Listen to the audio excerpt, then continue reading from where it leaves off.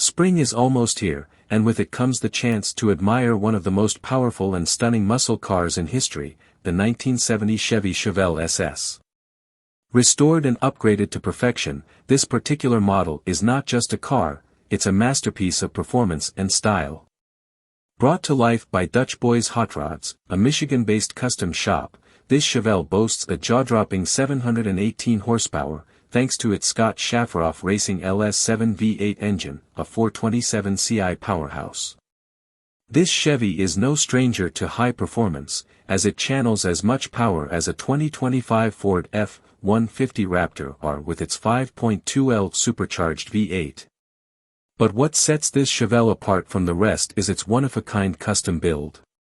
The car rides on a Detroit Speed Pro Touring suspension setup with adjustable JRi Shocks coilovers, ensuring a smooth ride even at high speeds. Plus, it's fitted with Corvette Z06 brakes, guaranteeing it stops as hard as it goes.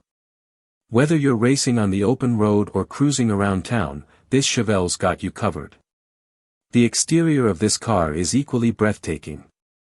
It features a chrome and black vinyl top, dual glossy black stripes, and a striking turquoise paint job that demands attention.